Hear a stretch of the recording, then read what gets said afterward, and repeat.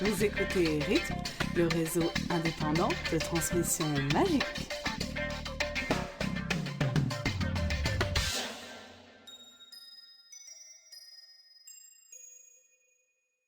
Alors bonjour et bienvenue sur les ondes magiques de la rythme.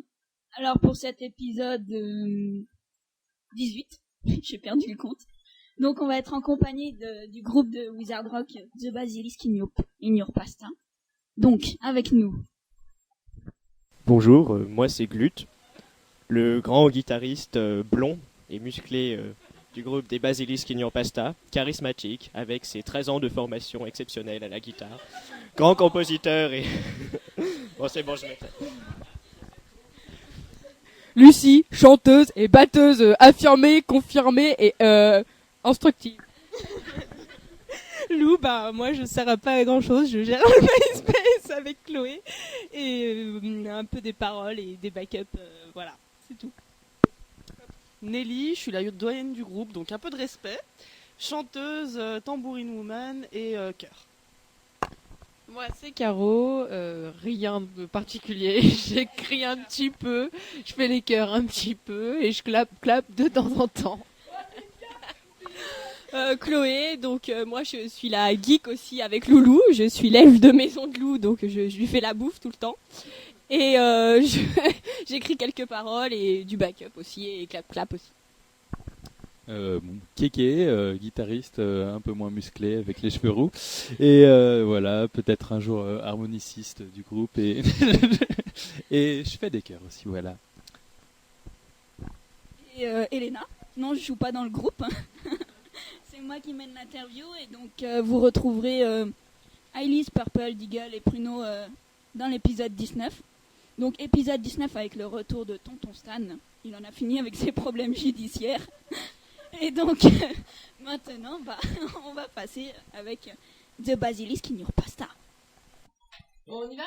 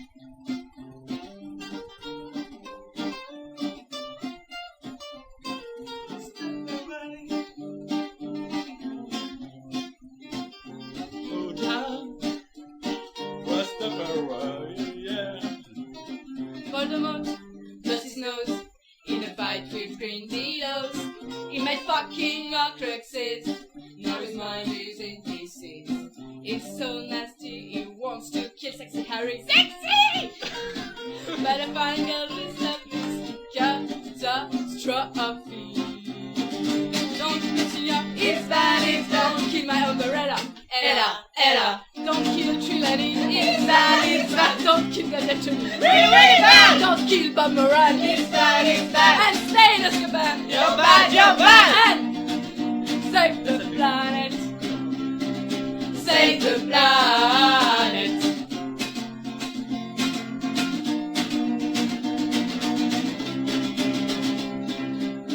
Yo, quand tu te brosses les dents, ferme les robinets. Voldemort, Voldemort. Jette tes papiers dans les bonnes poubelles. Quand tu vas faire tes courses, achète du Mars Sabral. Voldemort man, il va faire le prix. Éteins les lumières quand tu sors de ta chambre. Ça tue les ours polaires. Voldemort Rastafari. Fais gaffe aux faux sceptiques, même si t'as la colique. Ganja. Alors, du mash-up à Bral. Allez, c'est génial. Alors là, cette personne, c'est bien. J'ai bien aimé ton haussement de ton sur le petit. Je sais. Donc, alors, avant de commencer, une question toute simple. Comment avez-vous découvert Harry Potter ? Bon alors, moi c'est ma grand-mère qui m'a offert le troisième et donc je voulais pas, j'avais commencé à le lire mais je trouvais pas ça super intéressant le début quoi. Et donc voilà, après ma mère nous a lu avec mon grand frère les livres et du coup on pouvait plus attendre donc on les a lus et voilà le quatrième après c'était la folie. Après sinon avec Chloé, Lulu et Lou on avait fait un forum de HPD Dream. Enfin on a participé à un forum quoi et voilà pendant plus d'un an et voilà c'était vraiment trop bien quoi. Alors moi j'ai découvert Harry Potter il y a très longtemps quand il y avait que les 3 premiers qui étaient sortis en fait. Et c'était ma cousine qui avait ça et je fais c'est quoi ce truc avec des sorciers là et donc j'ai lu ça et après j'étais comme une dingue avec ça et voilà et puis ensuite avec j'en ai parlé à Lulu et puis avec Lulu on avait fait le fan club hystérique d'Harry Potter avec d'autres copines. Donc, on avait 14 ans, je précise parce qu'elle a honte. Et donc voilà, c'était super cool. Et puis après, il y a eu aussi cette histoire d'HPD Dream qui était super bien. On a rencontré plein de gens par internet, c'était rigolo. Enfin voilà. Moi, j'ai étudié le premier en 5e ou en 6e, je sais plus. Et oui, on devait faire des exposés et tout, et ça m'avait bien plu. Donc j'avais acheté les 2 ou 3 autres après. Et puis voilà, après je suis rentrée dedans, j'étais à fond dedans. Et puis puis Daniel et puis Olivier Dubois quoi. Donc voilà. Ah bah Olivier.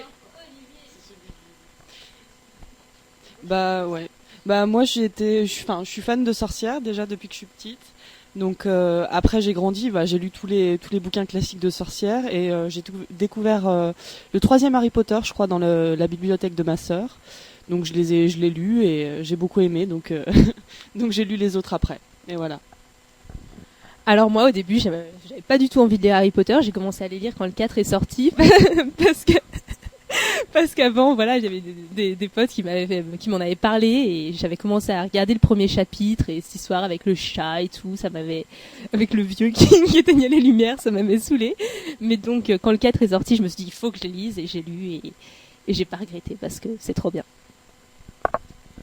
Alors moi c'est pareil que Lou en fait, au départ je ne voulais pas lire ce livre parce que je lisais Les Royaumes du Nord et que je trouvais ça mieux et en plus j'avais un peu tendance à considérer Harry Potter comme une espèce de club des 5, je trouvais ça avait l'air niais quoi. Enfin bon, et puis finalement j'ai lu quand même parce qu'on nous les a offerts les 3 premiers et puis après voilà, c'était la folie du 4 donc c'était trop bien, puis voilà le Fluffeup, blablabla blablabla, Olivier Dubois blablabla. Oui, alors moi j'ai commencé par le premier, mais voilà, je sais pas, j'étais genre en 6e et puis j'ai continué, puis au 4, je me suis arrêté. Voilà. Mais c'est bien quand même. Voilà, donc ça fait un moment que vous baignez dans l'univers Harry Potter, en fait, plus longtemps que moi. Je suis mal, ouais. Et donc, comment est né The Basilisk in Your Pasta ? Alors.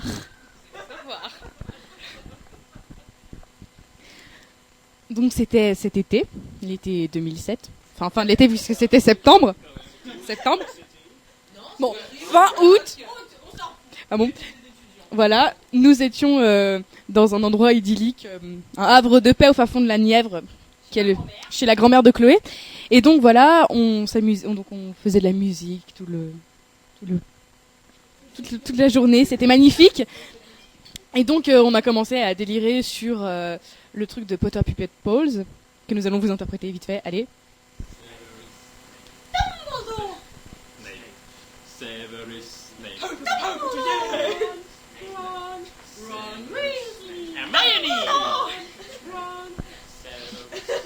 En gros, c'est ça. Je sais pas si on entend quelque chose, mais c'est pas grave. Et en fait, vu qu'avec Glut, on s'entraînait à faire du reggae, pour une raison X ou Y, enfin bon, et on a décidé de faire cette chanson en reggae, donc ça nous a mené sur le terrain d'Harry Potter, au Wizard Rock. On a décidé de faire du Wizard Reggae, donc on a écrit une chanson Roots. Voilà, et après, vu qu'on a eu le plaisir et la grande joie de l'enregistrer, que c'était cool, et ben on a continué. Et maintenant, on fait du Wizard Rock parce que le reggae, ça nous gave et qu'on n'est pas des Roots. À part Kéké, qui est un Roots et qu'on respecte. Voilà. Voilà, donc vous êtes plutôt jeune, la moyenne d'âge se situe entre 19 et 20 ans. Et Nelly, la doyenne, d'accord, 22.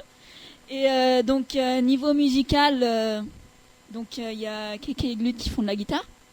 Mais donc, vous avez une formation, non? Ou vite fait, peut-être?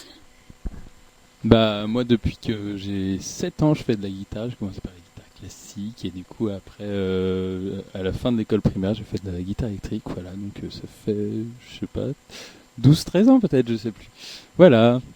Bah, j'allais dire, c'est exactement pareil. J'ai commencé à 7 ans et puis pour mes 10 ans, j'ai eu le plus beau cadeau de ma vie, qui a été la guitare électrique. Et donc, voilà, depuis je me suis mis à la guitare électrique et depuis je fais de la guitare électrique et c'est bien la guitare électrique. Mais maintenant, je me suis mis au violon pour changer parce que quand même... Depuis le 14 septembre, ou un peu avant, je joue du triangle. Je m'y suis mise et c'est dur. Moi, je fais du tambourin depuis 2 mois maintenant. Enfin, je tiens à préciser quand même sur les enregistrements, c'est pas moi qui fais le tambourin. Je suis désolée. Il me faut encore un tout petit peu, mais vraiment un tout petit peu d'entraînement. Et moi, j'ai acheté un harmonica vert qui s'appelle Lionel, mais je sais pas encore en jouer. Donc... Et ça sert pas à grand chose, mais c'est pas grave, c'est le plaisir. Ok, et donc après, donc on a les 5 chanteuses aussi. Et là aussi, aucune formation musicale, non, rien. Donc Formation de douche. formation de douche, d'accord. Donc en fait, The Basilisk in Your Pasta, c'est surtout né d'un gros trip. Surtout parce que vous connaissez de longue date en fait. Un voyage aussi, et puis en même temps un trip. D'accord.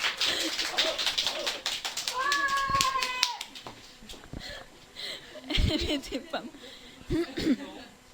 Non, je... Plus ou moins en fait, c'est un peu compliqué. C'est moi qui parle en fait. Allez, je parle.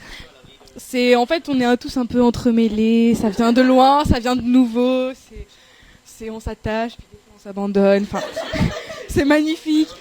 Par exemple, Chloé, je la connais depuis mon très jeune âge, de quelque chose genre 3 ans, et nous ne sommes jamais quittés. Par contre, il y a aussi Caroline et Nelly que je ne connais que depuis l'année dernière. Donc voilà, on est tous un peu comme ça, mais certaines choses nous ont rapprochés. Okay. D'accord. Et sinon, donc, dans le Wizard Rock, donc vous n'êtes pas les seuls, mais il y a beaucoup de groupes anglais, ils ont tous des noms un peu avec des personnages, Drago and the Malfoy, Harry and the Potters, le Saul Cognard et compagnie, donc... Ok, et donc vous, vraiment, là, vous avez débarqué avec The Basilisk in Your Pasta, quoi. Vraiment le nom qui... Ça a foutu un coup de pied dans la fourmilière, quoi. Pourquoi ce nom, justement? Encore moi. Parce qu'il est magnifique. Parce que c'est des groupes de rock de merde qui portent un Z. Voilà, et parce que c'est trop bien de mettre un The.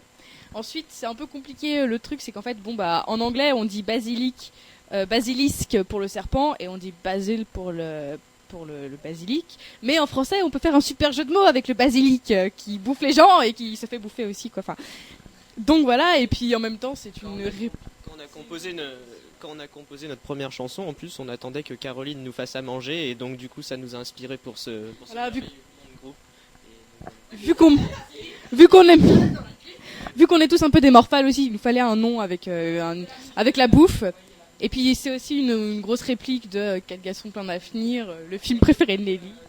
Enfin, c'est une réplique du film Quel garçon plein d'avenir, où il drague une nana lamentablement et il lui dit I can be the butter in your pasta. Donc voilà, tout ça pour ça. Ok, merci. Donc, on va parler vraiment du groupe de musique. Donc, vous êtes né vers août-septembre 2007. Depuis, vous êtes sur MySpace. Et donc, vous avez eu quand même un sacré succès. Donc, puisque vous êtes à combien de visites aujourd'hui? 10 379 visites. Non, à peu près. Enfin bon, on a dépassé les 10 000 visites la semaine dernière. C'était la fête. Voilà, en fait, on a on a eu du succès assez rapidement. En fait, on a eu pas mal de chance parce que on a fait des demandes d'amis avec des demandes d'amis. On a gratté l'amitié avec des groupes, quoi, qu'on connaissait déjà, et ils nous ont bien aimés. Ils ont parlé de nous à d'autres gens. Après, il y a un site qui a parlé de nous, qui nous a fait qui a fait de Voldemort Piss Off la chanson de la semaine. Du coup, voilà, on a eu plein d'amis comme ça. C'était Lou, notre attaché commercial. D'accord. Est-ce que c'est le fait d'être français qui vous a attiré du succès? Parce que votre chanson est en anglais, mais il y a quand même quelques paroles en français. Donc, est-ce que vous pensez que ça peut être ça qui a attiré parce que c'est surtout des Américains, des Anglais qui écoutent ça. Bon, il y a quelques Français quand même. Hein. Mais est-ce que ça peut être ça? Je pense que ça a aussi une grosse part parce que ils trouvent ça super qu'on soit français, voilà, parce que ils trouvent que notre accent il est trop bien, et en plus ils adorent qu'il y ait des petits mots en français dedans et tout ça. Mais on le sait parce qu'ils le disent dans les commentaires. Si tu lisais les commentaires, si tu allais sur le MySpace. Et donc voilà, ils arrêtent pas de nous dire dans les commentaires, oh vous êtes trop bien, en plus vous êtes français, donc c'est génial et tout. C'est pour ça qu'on s'efforce dans toutes nos chansons de mettre des passages en français. Enfin, du moins je m'efforce. Voilà, et on s'en fout parce que ça peut être nul, comme ça nous on peut caser nos délires personnels et personne ne comprend. Enfin, ou pas quoi. Et puis en fait voilà, on était le premier groupe français en tout cas connu sur MySpace, vu qu'il y avait Célestina Moldivec, mais même nous on connaissait pas, voilà, désolé hein. Du coup voilà, c'est voilà, mais pourtant j'en connais. Mais voilà, du coup c'était la French Touch et du coup c'est pour ça qu'on a eu du succès en partie. D'accord, parce que vous êtes trop bien. Oui.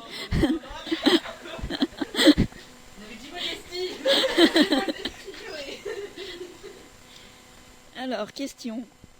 Ok, donc on revient un peu Harry Potter et le groupe. Donc, le numéro 7, donc le chiffre magique dans Harry Potter, vous voyez, il y a une référence au numéro 7 un peu partout. Ouais, par exemple, dans le tome 1, les 7 épreuves que Harry fait pour arriver jusqu'à la pierre philosophale, dans le... Ouais, parce que... Bref, etc. quoi. Donc il y a le 7... Voilà, les 7 Potter, les 7 Weasley, les 7 passages secrets et compagnie. Bref, vous êtes 7 aussi. Hein. Est-ce que c'est une coïncidence?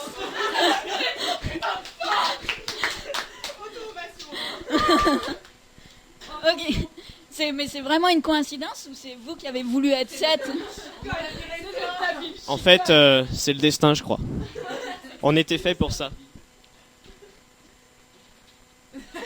En plus, je tiens à dire que c'est pas vrai, on est 7, on est une base de 7, mais il y a quand même des membres volatiles, volages et voilà, volants quoi, dans le groupe, donc voilà, pour ne pas citer Timothée Brian, donc franchement, on va dire qu'on est 7 parce que c'est vraiment trop la classe quoi.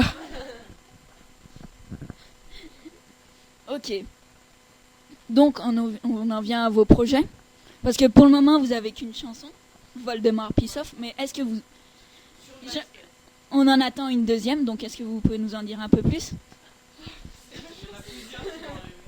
Alors pour l'instant on en a une sur le MySpace, mais il y en a une deuxième qui est enregistrée, qui est en train de se mixer, donc qui viendra bientôt sur le MySpace.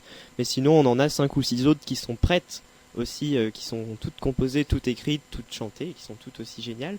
Et elles ont chacune un style différent, donc on a commencé par un genre roots, comme on l'a dit tout à l'heure. Mais la deuxième qui a pas tardé de venir, elle est plutôt blues jazzy, puis la troisième elle sera plutôt punk, la suivante elle sera plutôt rock. Après bon, il y aura d'autres exemples différents quoi. On est en train de composer une chanson Beach Boys qui est bien avancée niveau musical, mais après le reste, on n'a pas de paroles, donc voilà. Et donc, des projets de chansons en français ou vous allez rester dans des paroles anglaises? Alors on a deux projets de chansons en français, parce que quand même c'est bien d'écrire des chansons en français. Donc on en a une sur Dobby qui s'appelle Vilain Dobby, et une autre écrite la semaine dernière sur Ron. Voilà, mais faut qu'on finisse les paroles et la musique et tout, parce que c'est pas du tout avancé. Voilà, donc est-ce que vous pouvez nous jouer un extrait?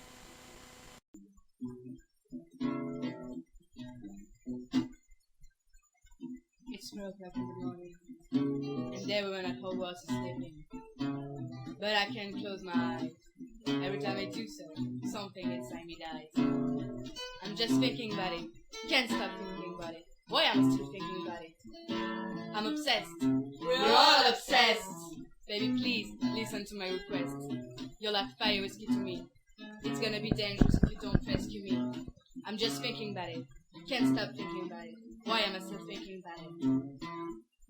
Because there's only one thing, which is desire. And for once it is not the famous singer.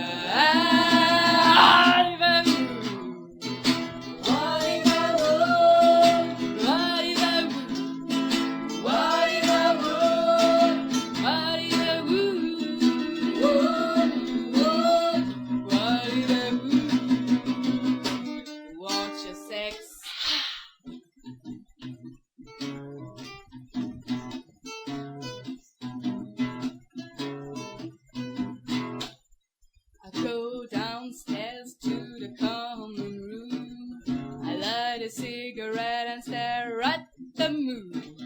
The cold, cold wind in my hair makes me shiver. I'm fucking freezing now, but whatever. I'm just thinking about it, can't stop thinking about it. Why am I still thinking about it? Even the meanest demon joy can take this fear away. Personne ne n'a ta place à cheval sur un balai. Aren't you sick with dreams? Please be my private captain. Ton visage me fait rêver, à l'Écosse c'est plein. Cause there's only one guy who makes me go wild. So don't let me down and give up the pride.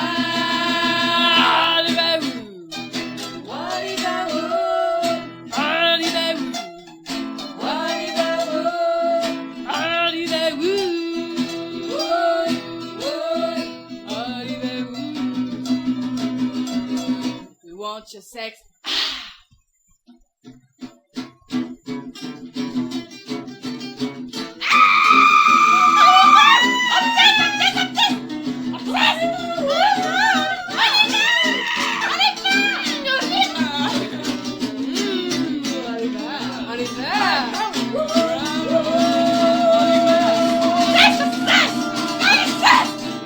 Miami cake.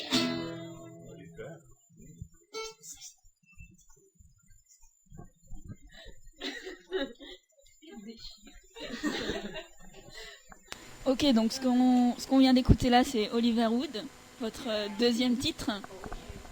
Donc il va bientôt apparaître sur MySpace, normalement. À peu près une date pour la sortie? Alors, ça fait à peu près 15 jours que mon père dit qu'il va me la donner le lendemain. Donc, je peux pas dire avec certitude. Mais normalement, soit lundi, mardi, enfin dans la semaine, quoi. On va essayer. Ok, donc alors au moment où vous l'écouterez, ce sera plus du tout une exclusivité. Mais au moins, vous l'aurez entendu dans la cuisine de Lulu. Voilà. Donc, ensuite, je pense que vous avez des projets pour The Basilisk in Your Pasta. Donc, lesquels sont-ils?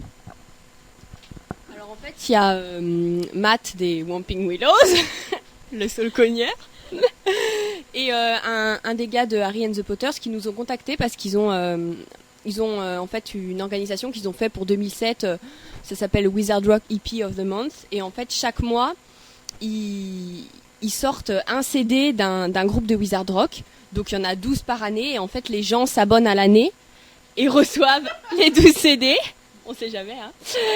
Et donc en fait tous les bénéfices vont à une association caritative. Et pour l'année 2008, ils nous ont demandé de faire partie, d'être un des groupes de l'année. Donc ça veut dire qu'on va avoir un CD a priori qui sortira en automne. Et ils nous en enverront 200 gratuitement. Voilà. Alors que les autres, ça ne nous rapportera pas de sous, donc il faut absolument que vous nous achetiez ce qu'on aura. D'accord, on fera quelque chose pour vendre ces CD sur la Gazette. Ok, et donc sur ce projet de CD, vous savez à peu près combien de chansons il faut, parce que là vous en avez 2. Vous en avez encore 5 en projet, non, ou d'autres. Je sais pas si vous avez, par exemple, comme les vrais CD où il y a environ 24 chansons, est-ce qu'ils vous en font? Est-ce que vous allez en faire autant ou... Bah en fait, ils nous ont dit qu'il fallait avoir minimum 4-5 chansons, mais on va quand même essayer d'en faire plus. Là, on en a 6-7 en projet, donc je pense qui sont prêtes à peu près. Ça dépend, mais je pense qu'on pourra faire une dizaine de chansons quand même, et voilà, ça sera bien. En fait, le truc, c'est que nous, on peut faire des chansons vite, mais après, le problème, c'est pour les enregistrer, étant donné qu'on est gracieusement enregistré pour que dalle, on peut pas non plus s'imposer un enregistrement tout le temps. C'est pour ça. On a du temps parce que c'est vrai que, voilà, vu que c'est qu'en automne, on a un peu de temps, quoi. Voilà, donc vous avez 1 an pour faire ce CD, donc j'espère pouvoir l'écouter. On en reparlera au cas où s'il faut. Voilà. Mais sinon, en France, est-ce que vous avez des projets de concerts, par exemple? Parce qu'aux États-Unis, on sait déjà qu'il y a quelques groupes qui tournent, qui font des tournées, qui font des concerts et tout. Est-ce que ici, en France, vous allez avoir les mêmes projets? En fait, on a une copine qui habite à Belfort et a priori tous les ans ils organisent un espèce de petit festival pour le FIMU. Festival de musique Festival international de musique universitaire. Voilà, donc du coup on pensait peut-être y aller parce qu'ils prennent un peu tout le monde, donc on voulait peut-être essayer de se tenter un petit live, quoi. Vu qu'ils prennent tout le monde, ils nous prendront peut-être nous, on sait pas. Non, mais il paraît que vu que notre concept est original, peut-être qu'on pourrait être pris, il faut qu'on pose notre candidature. Donc voilà, venez nous voir à Belfort si jamais on y est. Je pense qu'on manquera pas de le noter sur la Gazette, donc si vous passez par là-bas. Sinon, donc au niveau scène, ici en France, c'est pas comme aux États-Unis où voilà, ils ont fait des librairies et tout, pour les sorties de tome 7. Donc ici, il y a vraiment. Vous avez essayé de chercher, voir s'il y avait moyen de faire des salles de concert ou je sais pas où. Pour l'instant, on n'a que 2 chansons et quelques, donc en fait, on pense pas encore à faire des concerts. Je pense on essaiera peut-être l'an prochain, au printemps, par là, voilà. Puis aussi, c'est un peu dur parce que on n'est pas tous sur les mêmes rythmes, c'est un peu compliqué. Déjà, au niveau des études, on fait pas tous pareil. Bon, nous, on est majoritairement à la fac, donc là en plus c'est bloqué, donc on a tout notre temps. Mais Glut, il est quand même dans une école, ça lui prend beaucoup de temps. Et puis Chloé et Lou sont à Paris, donc c'est pas forcément très facile non plus, quoi. Sans compter ceux qui rentrent chez eux pour les week-ends, voilà quoi. C'est un peu la galère. Ok, et sinon, question de nos forumers qui connaissent très bien Célestina Moldubec. Si c'est pas le cas, je vous renvoie aux épisodes 2 et 14. Et donc, est-ce que vous seriez intéressé par un duo avec Célestina? Envoyez-nous Célestina. Ok, donc Célestina, si tu nous entends entre 2 tournées dans ton monde magique, rejoins-les à Lyon pour une série de concerts. Voilà. Une série de... Chanter sur les quais. Bon, je disais, il y a plein de parcs, il y a plein de quais à Lyon, on peut chanter là, c'est nickel. Célestina, retrouve-nous sur les quais du Rhône. Alors voilà, je voulais juste dire que la Wizard Rock, la communauté Wizard Rock est géniale, que ce sont des gens magnifiquement gentils, qu'il faut bien le dire que si on a eu un peu de succès, c'est parce que c'est un monde de bisounours et que tout est beau, tout est possible, tout le monde s'aime, tout le monde est ami, même ceux qui chantent mal et trop, qui font pas de musique, ils sont là, et que le Wizard Rock c'est ça. Harry Potter fait lire les gens et Harry Potter fait aussi faire de la musique aux gens qui n'en faisaient pas. Nous avons acheté un triangle, un tambourin, un harmonica, nous nous sommes mis à chanter alors que nous ne le faisions pas. J. Caroline, merci. Juste, ça sert à rien. Bon, ça sert à rien, ça va sûrement pas passer, mais j'ai un petit message personnel pour Aurélien Wick. qui est un acteur français dont je suis totalement amoureuse. Donc si jamais il passe par là, n'hésite pas à prendre contact avec moi. Merci. Je savais qu'il y avait trop de filles dans ce groupe.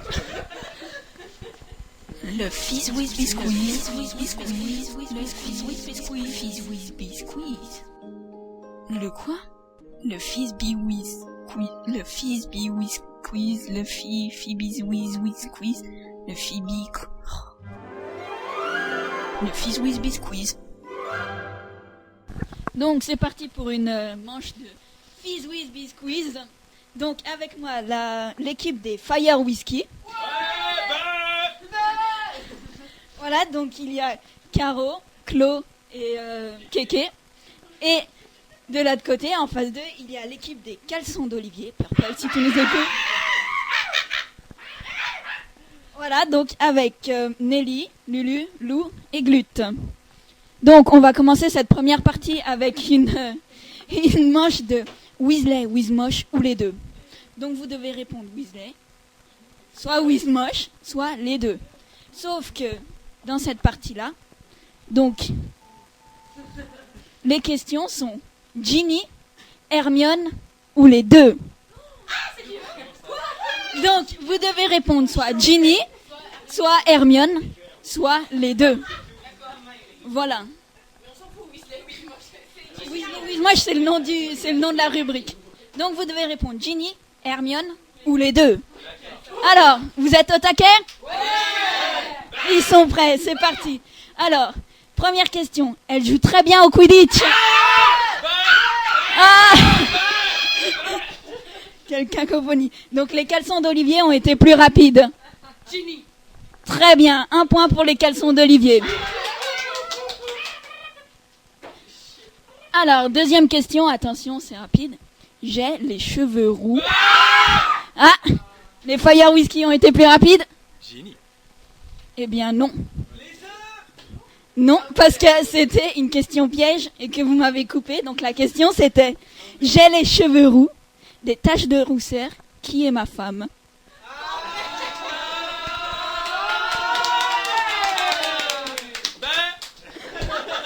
Donc la réponse était Hermione. Et oui, je suis spécialiste des questions vicieuses.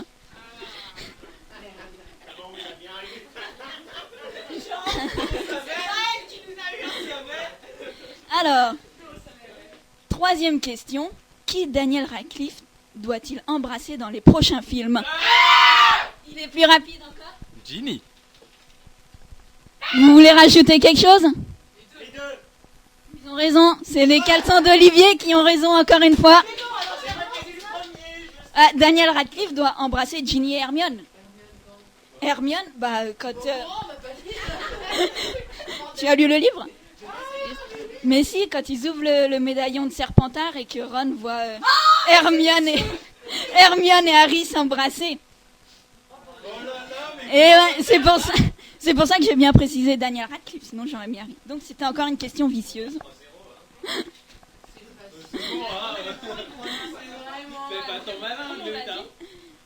Il faut réfléchir un peu. Oui. Donc 3-0. Les prochaines seront plus faciles. J'ai fait la manche un peu corsée là pour la première, mais le reste c'est... Elle dit ça, c'est faux en fait. Mais si. Alors, quatrième question, ça c'est facile. Je travaille pour la Gazette du Sorcier. Kéké, il est sur le taquet. Hein. Ginny. Eh ouais, c'est bon, 1 point. C'est après, en fait. Ouais, c'est une révélation de J.K. Rowling. Il fallait que je la sorte parce que sinon Pruno il va m'engueuler. Pruno est fan de Ginny. Alors, dernière question. Alors, celle-là, elle est vicieuse. Hein. Alors, 5e question de cette dernière manche. Pour elle, Ron est plus qu'un ami. Les corbeaux étaient plus rapides, les Caleçons d'Olivier. Les deux. Bravo. Puisque l'une devient sa femme et l'une est sa sœur. Bien.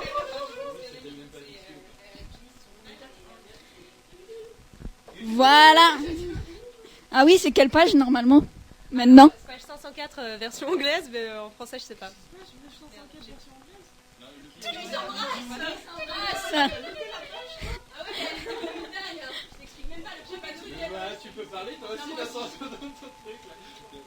Alors, on passe à la deuxième manche.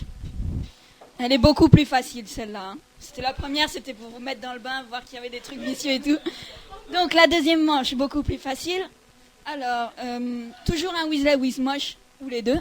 Sauf que cette fois, c'est le basilic ou les deux.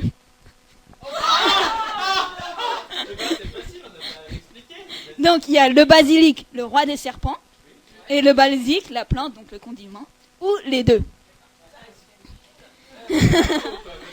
Alors...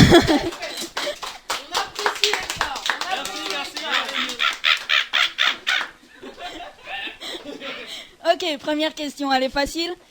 Vous êtes au taquet, donc j'ai le regard qui tue. C'est nous. Les caleçons d'Olivier, votre réponse? Le basilic, le roi des serpents. Bien. Et un nouveau point pour les caleçons d'Olivier.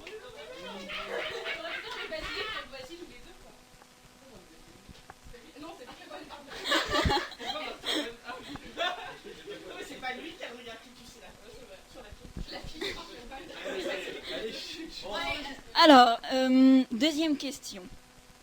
Harry a déjà eu affaire à moi au moins une fois dans sa vie. Ah, Kéké. Les deux? Oui, les deux. Dernier mot? Oui, c'est ça. S'il a jamais eu affaire à du basilic, le condiment. Mais peut-être pas des pâtes, mais il a déjà mangé du basilic au moins une fois dans sa vie. J'espère. Ah, quand même.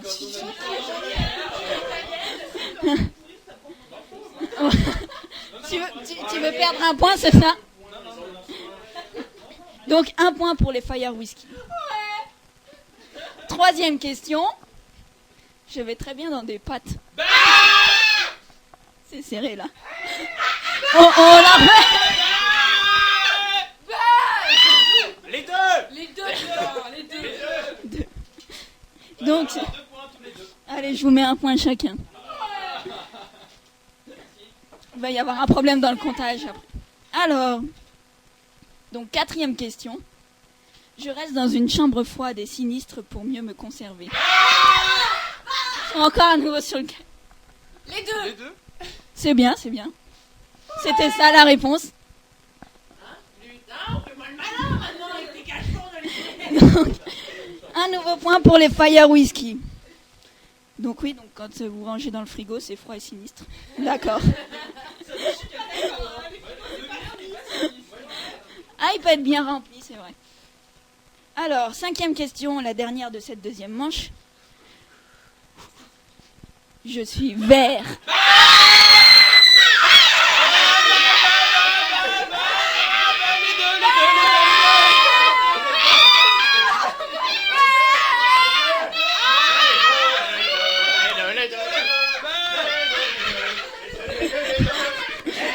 Ok. Je vais vous redonner un point à chacun parce que... Oui, c'est les deux. C'est bien ça. Et vous êtes les deux vraiment. Les deux en même temps là, donc c'était serré, donc un point chacun.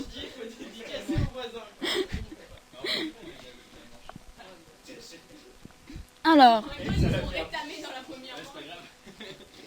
Donc, on arrive à la troisième manche et la dernière. Cette fois, ce n'est plus un Weasley, Wizmosh ou les deux, mais un Epelliarmus. Donc, vous devez trouver la réponse commençant par la lettre B. B comme bébé, brouette. Voilà, alors, première question. Pour faire de la magie, je suis indispensable. Ah, Glutila. Une baguette. Magique. Bien. Un point pour les caleçons d'Olivier.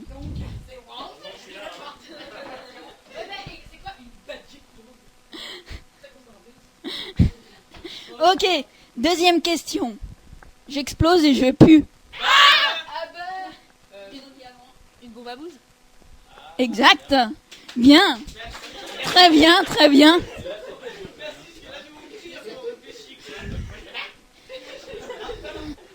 Bon, alors, dernière question. La toute dernière de ce quiz. Alors, vous êtes prêts ? un groupe de wizard rock. Cette fois, c'était les Fire Whiskey. Oh, Basilisk qui n'est en pasta. Exactement. Non, le dia ne compte pas.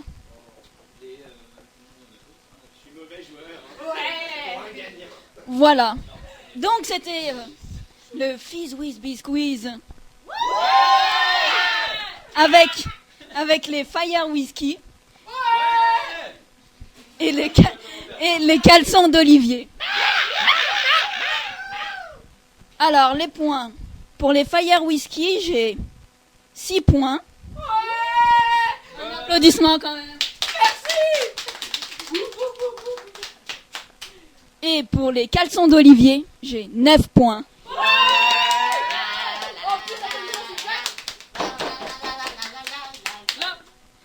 Donc, les caleçons d'Olivier sont nos gagnants. Bien joué. C'était pas facile, je vous l'avoue, pour la première manche, mais... Oui, c'était méchant. J'aime les questions méchantes. Voilà, mais vous êtes bien débrouillés quand même. Faux théorie. Donc on va se lancer sur les conversations du tome 7. Déjà, première question, très difficile. Avez-vous compris la fin? Avec la résurrection d'Harry, le problème des baguettes, parce que c'est un peu flou.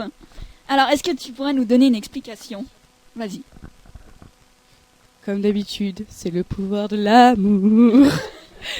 C'est ça qui fait renaître les gens. C'est l'amour de Dumbledore et de la mère de Harry, même si elle est morte. C'est trop génial. Non, c'est pas ça. Moi, j'ai compris ça comme ça, hein, franchement. Parce qu'il y a beau avoir des petits trucs avec des sets magiques et des machins et bidules. C'est un peu... C'est Harry Potter, quoi, à mon avis. C'était pour pas qu'il meure et pour pas qu'on fasse une dépression. Parce que moi, personnellement, j'aurais fait une dépression s'il était mort, quoi. Bon, alors moi je vais pas donner d'explication parce que en fait quand je l'ai lu en anglais j'ai hyper bien compris, je me suis dit waouh c'est hyper bien et tout machin, et je l'ai relu il y a 15 jours en anglais toujours et j'ai rien compris en fait. La deuxième fois que je l'ai relu j'ai rien compris, je me suis dit comment j'ai fait pour comprendre la première fois, parce que avec l'histoire de Malfoy, de la baguette et tout ça, j'ai vraiment mais rien pigé du tout, donc je sais pas, il doit y avoir un problème, c'était peut-être tard ou je sais pas mais... Visiblement, c'est juste que... C'est juste que le sort a ricoché contre le sort d'Harry, du coup il s'est pris son Avada Kedavra. C'est le truc avec Malfoy. Pourquoi c'était Malfoy le propriétaire de la Elder Parce que en fait, c'est lui qui avait récupéré la baguette quand Dumbledore était mort. C'était lui qui l'avait pris dans sa main la première fois en fait. Non, c'est pas ça le truc. Non, c'est parce que je crois que c'est parce que Malfoy a désarmé tout simplement Dumbledore.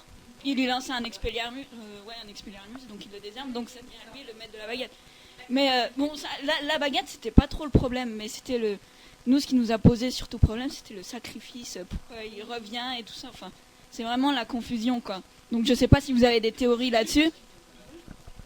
C'est que en fait la protection, comme elle était dans le sang de Voldemort, et ben il pouvait pas se tuer, enfin il pouvait pas tuer Harry parce qu'il y avait quand même une part de Harry, c'est genre un Horcrux en fait, mais pas pareil parce que non mais en fait il y avait du sang de Harry dans Voldemort, donc quelque part il avait toujours une part de vie, tu vois, et donc voilà. Non, puis on parle quand même de gens qui volent sur des balais, qui font des sports improbables, machin. Alors à la limite, s'ils veulent revenir quand ils sont morts, je vois pas le problème, quoi. Alors pourquoi Dumbledore et Sirius sont pas revenus? Parce que ça faisait pas bien.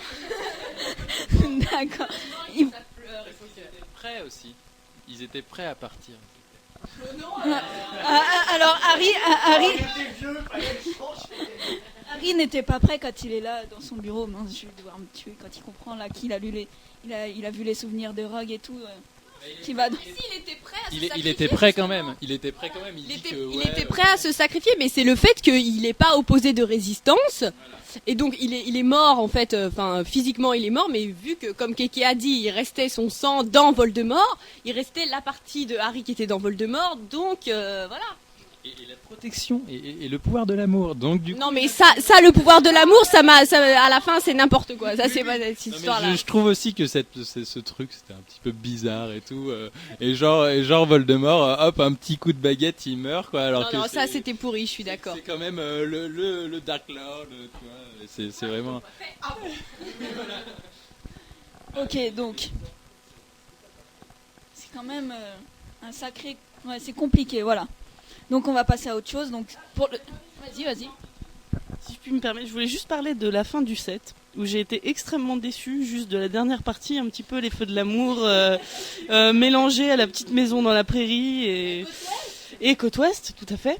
Alors nous, avec Chloé, on aurait espéré une fin un peu plus piquante, avec je veux dire, Harry Potter quand même à 18 ans, il a vécu un truc que dans notre vie on vivra pas, même si on vivait 15 vies, je veux dire, hein, à la limite. Donc moi j'aurais aimé qu'il finisse drogué et alcoolique quoi. Franchement, et dépressif, ça aurait été une fin juste.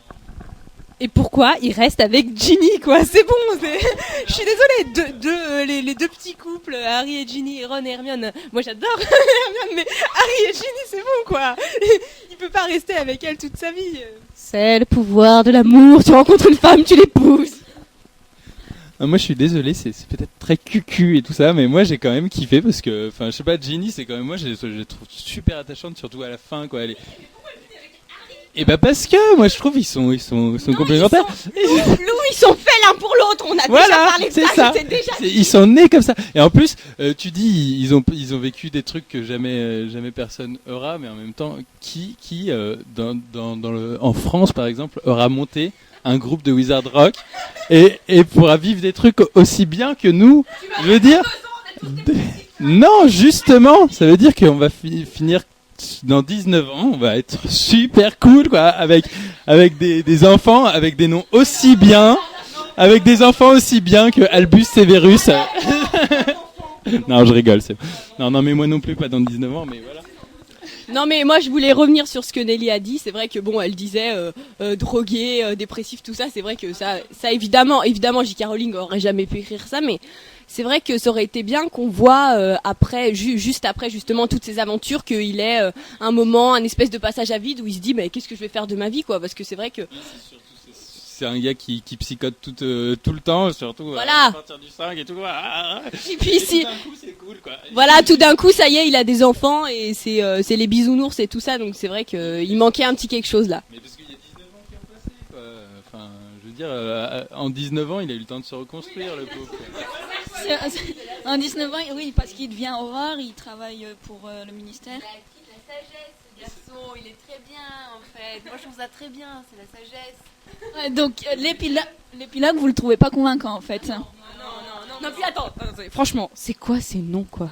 Elle aurait pas pu leur trouver des blazes plus pourris quoi. Albus Severus, je suis désolée, je suis contre. Mais en plus, James et Lily, ils étaient ensemble. Severus, il était un peu amoureux de Lily, donc ça fait un petit peu confusion, je suis désolée. Voilà quoi, ils sont frères et sœurs et ils s'appellent comme ça quoi. C'est trop beau, c'est Albus Severus et voilà, c'est mon idole. Et qu'est-ce que je voulais dire? Oui, donc il est vraiment Aurore, donc enfin ouais, je trouve c'est bizarre parce que en fait le bien a triomphé, donc je ne vois pas comment ils peuvent se battre contre le mal. Alors les aurores en fait c'est les flics, donc il y en a toujours.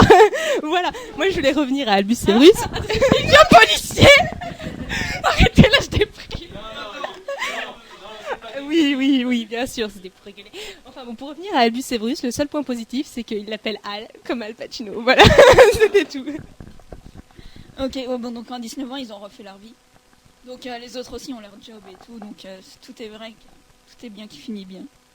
All was well. Quoi d'autre? Quoi rajouter? Si, quand même. Je crois qu'elle l'a écrit il y a 17 ans, quand même, son truc. L'épilogue, elle l'a écrit depuis le tout début, quand elle avait déjà l'idée et tout. Donc c'est vrai qu'entre-temps, son style a un peu évolué et tout. C'est vrai qu'à la fin, se retrouver avec ce truc, c'est vrai que ça fait un peu cucul la praline. Je trouve que ça fait fanfic, c'est vrai qu'avec tous les... ça va être le début de toute la nouvelle génération et tout, et ça craint. Je pense que surtout ça nous paraît cucu parce qu'en plus on a eu, en attendant on a eu des milliards de fanfics qui sont justement penchés sur le problème et les enfants, et il y a eu des milliards de noms d'enfants qui ont été trouvés, et et c'est bien dans la lignée quoi en fait. C'est vraiment pas original par rapport à tout ce qui a été imaginé en fait, et du coup c'est pour ça que ça a un côté un peu décevant, c'est parce qu'on a l'impression c'est vrai de lire une fanfic à la fin quoi. Mais qui aurait trouvé Albus Severus quand même? Qui?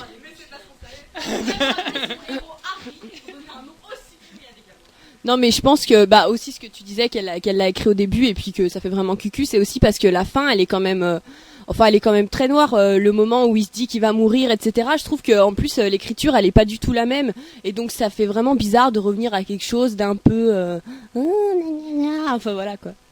Ok, donc un sacré contraste entre les deux. Donc sinon dans ce tome 7, qu'est-ce que vous avez bien aimé? Lulu? Le retour d'Olivier Dubois. Est-ce que, alors par contre je sais pas, je suis pas sûre s'il est mort ou pas. S'il est mort, je jure ça va être horrible. Il est pas mort, c'est cool. Bon bah. Ah mais franchement, je suis désolée, mais s'il y a un truc que je retiendrai, c'était ça. J.K. Rowling est une femme formidable qui prend soin de ses fans quoi, parce que vraiment le faire revenir alors qu'il a servi à rien pendant des milliards de tomes, et que 7 tomes quoi, et il a jamais servi à rien, et là elle le fait revenir juste pour le sport et la beauté du geste. Je trouve ça splendide quoi. Merci. Juste un truc. Bon, j'aime un peu beaucoup l'humour noir, mais j'ai vraiment adoré la mort d'Edwidge. J'ai trouvé ça délectable. La façon dont elle meurt, c'est tellement ridicule, on peut qu'aimer. Voilà, donc peut-être les autres, non, vous avez pas tous peut-être aimé la mort d'Edwidge ou le retour de Olivier Dubois. Bon, donc déjà la mort d'Edwidge, non, j'ai détesté, c'était horrible. C'était horrible, c'était horrible. Moi ce que j'ai bien aimé en fait c'était tout le passage où il se passait moins de choses, c'est-à-dire quand ils étaient dans leur tente et qu'ils allaient chercher les Horcruxes et tout ça, parce que je trouvais que c'était vachement bien, ça cassait le rythme justement de la série où il se passe toujours 30 000 trucs, etc. Et là le fait qu'ils soient là, qu'ils sachent pas bien trop quoi faire, etc., ça montrait plus les relations entre les personnages. Et j'ai bien aimé aussi quand Ron y revient, l'histoire avec le Horcrux et tout ça, c'était bien. Bon, Ron et Hermione, mais bon, ça c'est notre côté fangirl qui ressurgit, comme toujours. C'est quand Ginny, elle ferme son caca à Cho, quoi. Quand il y a Cho qui revient, qui essaye de remettre le grappin sur Harry et que l'autre, elle lui ferme sa gueule. J'ai trop aimé, je suis désolée. Et moi... moi, j'ai trop aimé quand on s'est rendu compte, en fait, qu'ils avaient continué à se battre à Poudlard, qu'ils avaient continué Neville, il était trop bien. Et qu'on se rende compte, voilà, qu'ils ont continué l'armée de Dumbledore, enfin qu'ils étaient tous ensemble, et qu'ils se battaient avec aussi la radio Potterveil, c'est ça en français? Potterveil, c'était trop bien, il y a ce petit côté de résistance, c'était super bien. Bon, j'ai la parole enfin.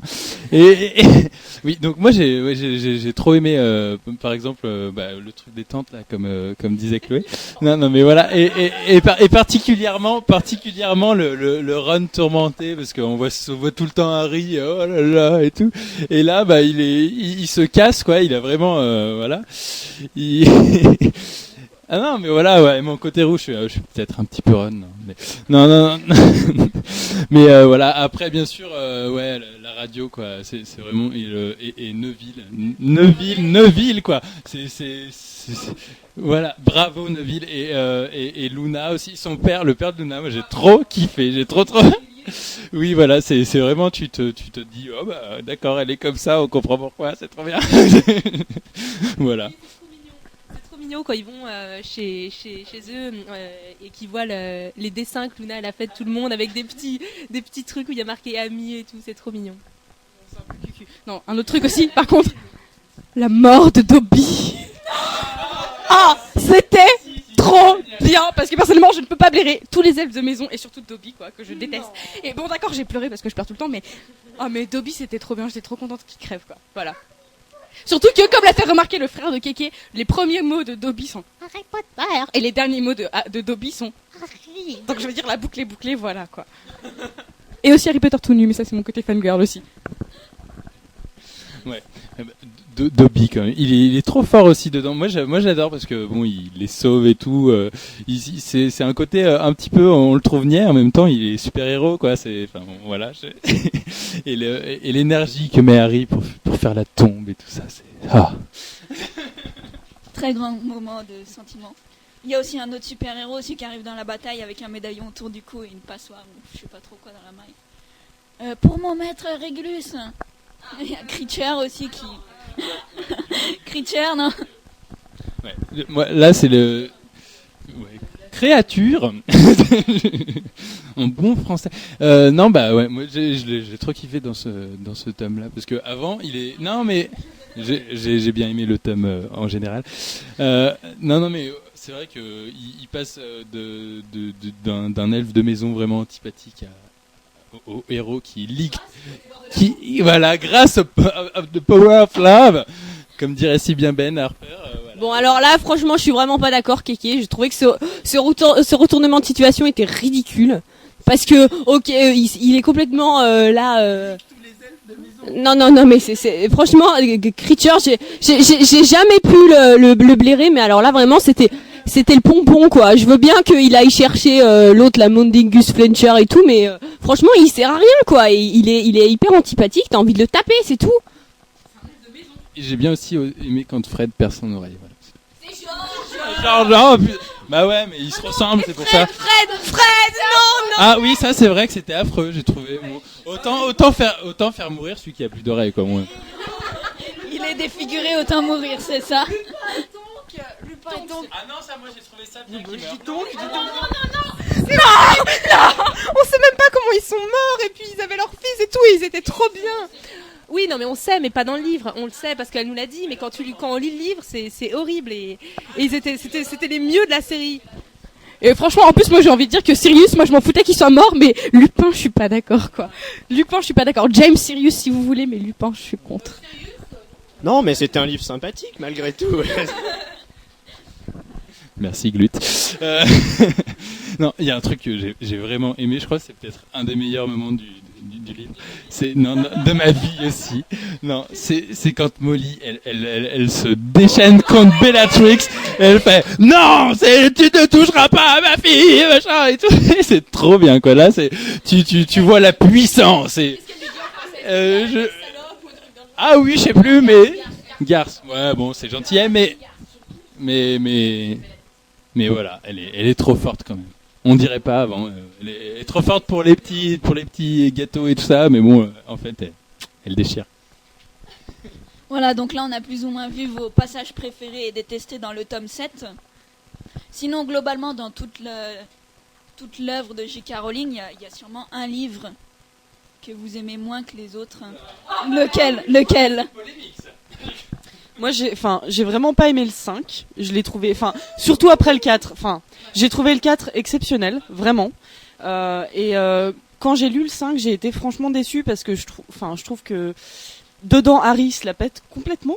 Et il est vraiment prise de chou, quoi. Il se pose des questions existentielles à la con et, ouais, moi, il m'a gavé, celui-là. Donc, dans le style, je déteste le tome 5, moi je le déteste vraiment, parce que pareil, les 4 premiers tomes, j'ai dû les lire, je les ai lus franchement 10 fois chacun, quoi, et je crois que j'exagère pas, et quand j'ai lu le 5, j'ai trouvé ça tellement de la merde que j'avais pas envie de lire le 6. C'est quand même dire quelque chose, alors qu'avant je sautais dessus, j'ai eu pas envie de lire le 6, je l'ai pas lu, j'ai mis vachement longtemps à lire quand même, je trouve ça, voilà, et j'arrêtais pas de le tailler alors que je l'avais pas lu d'ailleurs, et j'aime beaucoup le 6, mais le 5 c'est pas possible, quoi, et je déteste la manière dont Harry est, je déteste la manière dont il ombrage aussi, et je trouve que quand il y a trop de personnages insupportables, c'est pas lisible, quoi. Je trouve que c'est juste illisible. Je me rappelle de rien de ce tome-là, je le hais, quoi, faut que je le relise d'ailleurs. Non, moi j'ai beaucoup aimé le tome 5, mais mon préféré c'est le 3. Mais le 5 il est bien, il y a l'armée de Dumbledore, et puis il y a Luna Lovegood qui arrive, ouais, il y a Cho Chang, mais on s'en fout, on la voit pas beaucoup, quoi. Et ça empêche que c'est marrant, Harry et Cho, quoi. Oh mais oui, Harry il est chiant dans le 5, mais le tome 5 à part ça c'est bien, et puis moi je trouve ça bien avec ombrage et tout, voilà, mais bon le 3 c'est quand même le mieux.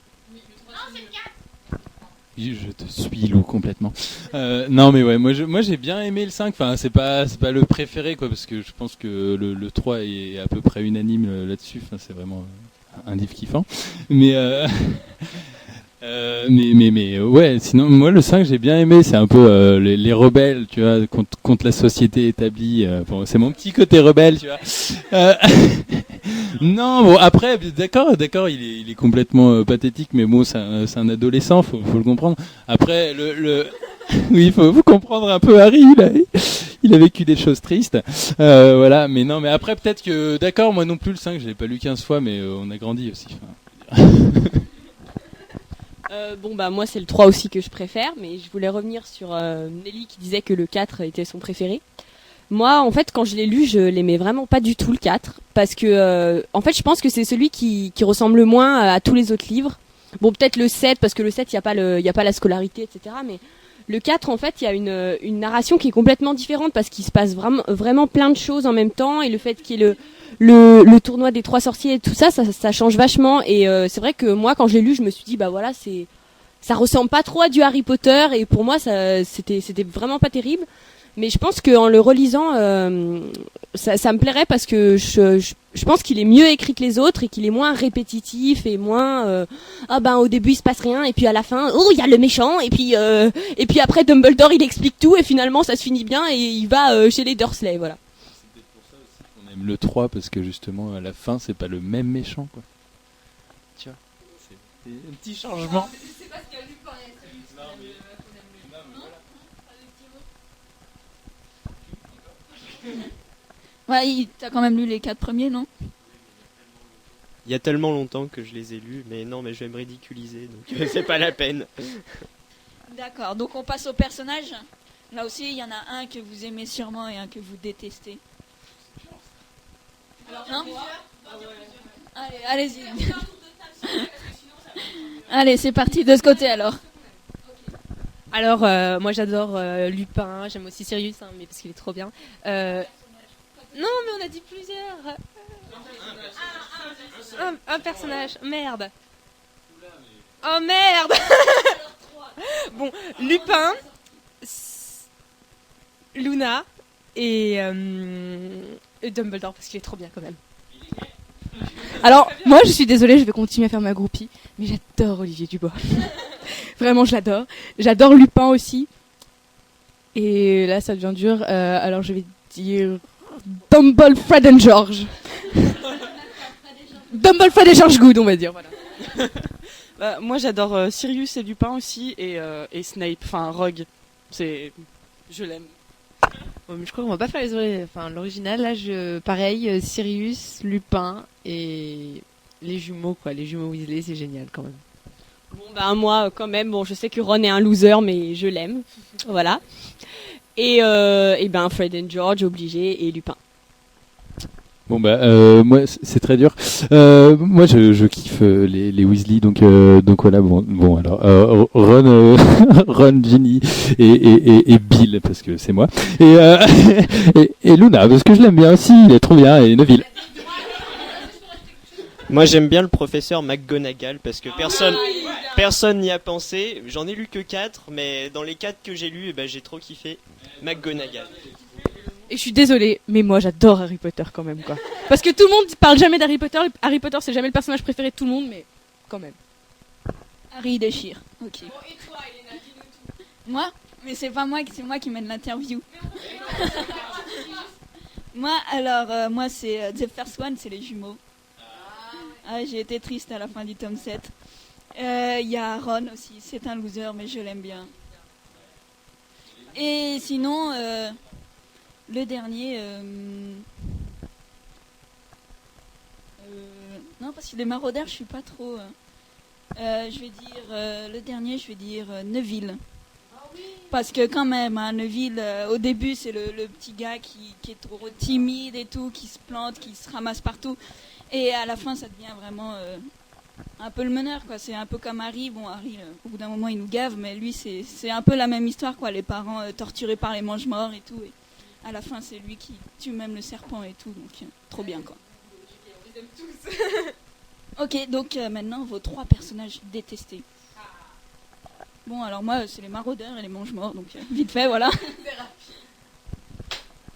Tu fais pas? Ok, ben Cho, elle sert à rien.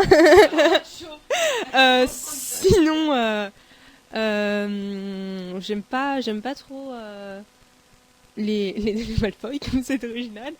Enfin, surtout le Draco, parce que son père, tu vois, il a un peu la classe et tout, mais Draco, c'est trop un loser, hein. Et Lavande aussi, elle sert à rien, quoi. Alors bon, moi je déteste Cho, mais vraiment je la hais, un truc de fou. Et je déteste les elfes de maison aussi en général. De toute façon, alors eux, dès qu'ils sont là, j'ai envie de les baffer.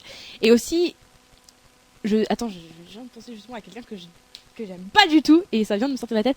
Non, c'est pas que j'aime pas du tout, c'est Hagrid qui me pompe un peu l'air quand même, quoi. Je suis désolée, tout le monde adore Hagrid, mais moi, je l'aime bien, mais il me saoule, quoi, voilà. Enfin, ouais.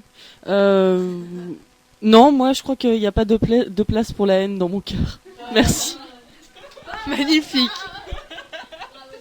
Et ben moi, il y en a plein, donc j'aime pas du tout les elfes. J'aime pas Fleur de la Cour dans le 4 avec son... Ah non, elle me saoule, là, elle va toujours avec sa sœur, là, sa petite sœur, elle commence à me saouler. Et je pensais à qui d'autre tout à l'heure? Mince. Tant pis, c'est parti. Sa vieillesse, je ne sais plus.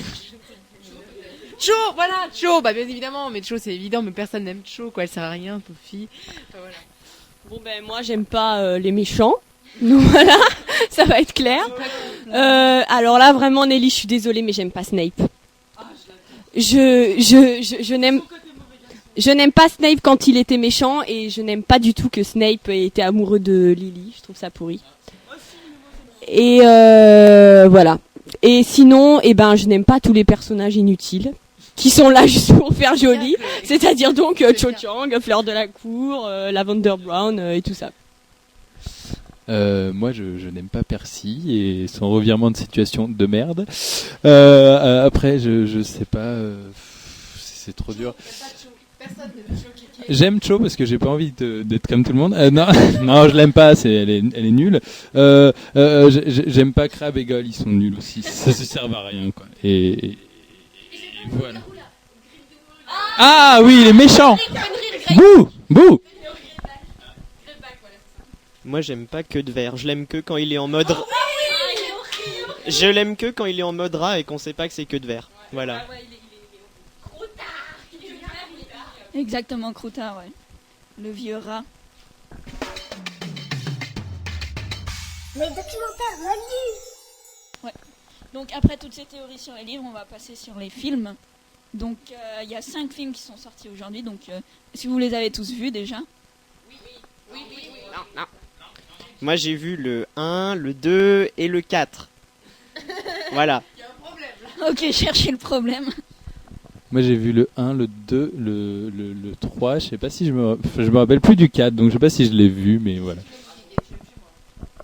Ok, donc on va passer, donc comme pour les livres, quel est votre film préféré et celui que vous détestez parce que vous pouvez plus le voir en peinture parce qu'il y a un personnage qui vous énerve ou autre chose. Voilà, il est nul. Alors, moi, je voulais déjà démarrer par celui que j'ai vraiment détesté, c'est le 2. Je l'ai trouvé vraiment ridicule. Et avec les progrès qu'on fait au niveau effets spéciaux, le serpent était pathétique. Mais vraiment, quoi. Et moi, j'ai été, dans l'ensemble, de toute façon, très déçue. Parce que c'est vrai qu'on se fait tout un monde imaginaire en lisant les bouquins. Donc forcément, ça peut pas être retranscrit sur l'écran. Mais le 4 que j'ai vraiment adulé, au niveau des descriptions, des paysages, etc. Je l'ai trouvé vraiment bien. Et donc j'attendais le film avec impatience et j'ai été déçue notamment par la faible place de la Coupe du Monde de Quidditch, alors que dans le bouquin, elle occupe beaucoup plus de place. Donc en globalité, j'ai été déçue. Bah moi ces films je les kiffe de toute manière parce que je pense que voilà on peut jamais retranscrire un livre et que voilà donc je les prends pour ce qu'ils sont quoi. C'est-à-dire c'est autre chose que les livres d'une manière voilà quoi. Je trouve que les 2 premiers sont franchement hyper mauvais quoi. Le premier franchement c'est horrible, il peut passer que sur Gulli et encore franchement limite quoi, c'est vraiment des trucs nuls à chier quoi. Le deuxième il est horrible parce qu'en plus déjà le deuxième livre est un peu moi je l'aime pas trop et en plus en film c'est encore pire.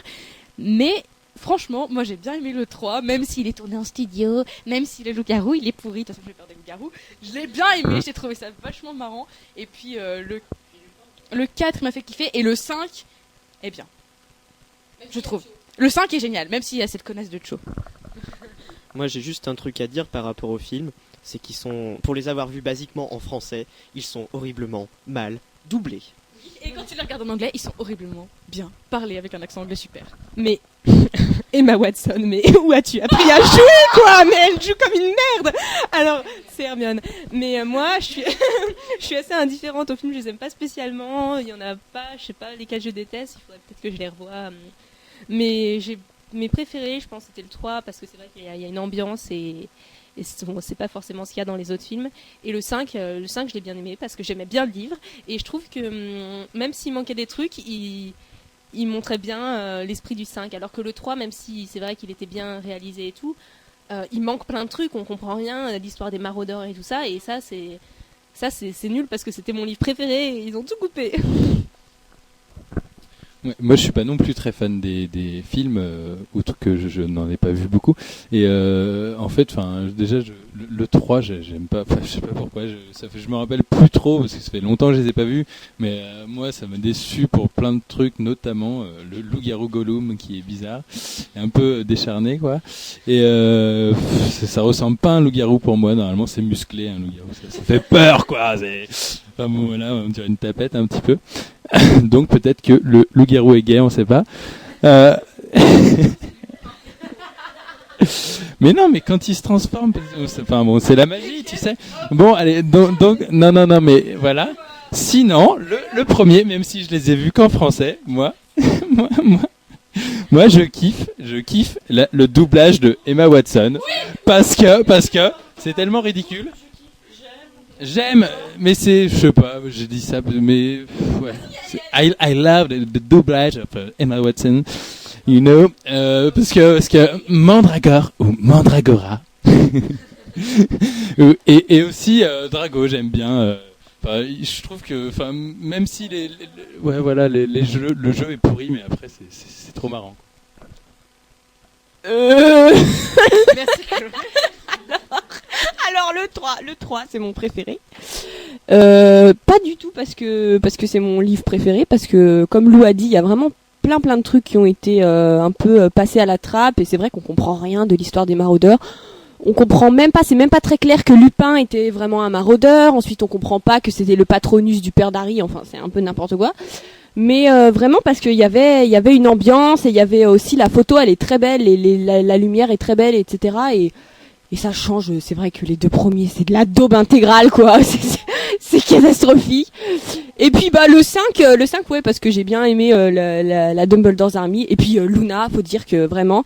Alors là, je suis pratiquement d'accord avec aucun acteur. Enfin, évidemment, ça peut pas correspondre à l'image mentale qu'on se fait des personnages. Mais alors là, Luna, elle est géniale. Physiquement, elle est géniale. Comment elle parle, elle est géniale. Donc voilà, je l'aime.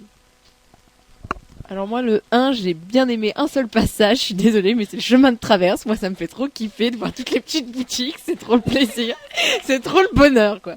Bon, le 2 est pourri, ça, on est tous d'accord. Mais non, on s'en fout, c'est pas grave. Et donc, le 3 est un peu mal fait, décousu, moi, je trouve. J'ai un problème avec le loup-garou aussi, je suis vraiment désolée. La lune, tout ça, c'est vraiment très moche. Mais bon, mais il y a Lupin, et puis il y a Sirius, enfin bon, c'est quand même le plaisir, Gary Oldman, tout ça, enfin bon, bref, on s'en fout. Le 4, Fleur de la Cour, est franchement, mais c'est impossible, quoi. Elle est insupportable, mais sinon, il est très bien. Et le 5, c'est le plaisir ultime, avec la grosse bataille, ça se cassonne de partout, il y a tout le monde qui est là, c'est la bisounours, enfin, c'est trop bien, quoi. Et voilà. Je trouve qu'on n'arrête pas, on taille toujours les deux premiers qui sont absolument inexistants et trop nuls, mais moi je les trouve quand même bien. Je suis contente que ces films aient été faits parce qu'on peut les regarder et on peut franchement se ramasser la gueule sur eux. On peut faire de l'esprit devant un film de merde, faut les regarder en français sinon ils ont aucun intérêt, je pense. Et c'est vraiment génial, quoi. Des répliques comme elle est dans ta poche, on les trouvera que là, quoi. Ok, merci. Mais 1 et 2 étaient quand même la base, c'est Chris Columbus qui s'en est occupé, c'était quand même la base. À mon avis, c'est lui qui a dû mettre en image Poudlard, tout ça aussi. Donc, c'était pas évident au début, quoi. Pas, à mon avis. Ouais, moi, un truc que je déteste aussi, c'est qu'il fait toujours beau. En Angleterre, il pleut tout le temps. Et là-bas, il fait toujours beau et soleil. Soit il neige. C'est-à-dire, soit c'est le soleil magnifique, soit il neige et c'est trop beau aussi, quoi. Il n'y a jamais des moments où il y a un temps de grosse daube. Ouais, mais c'était quand même la base des films Harry Potter, et bon, il s'est quand même bien débrouillé, quoi. Et c'est vrai que les premiers livres restent un peu univers enfantin, donc c'est après que ça se corse. Donc, parmi les films, il y a toujours un acteur qu'on déteste. Oui. On déteste son jeu, ou on déteste qui il est. Par exemple, il y en a beaucoup qui n'aiment pas le nouveau Dumbledore parce qu'il est trop énervé. Il y en a qui n'aiment pas Voldemort parce qu'il a pas les yeux rouges. Bref, quel est votre avis là-dessus?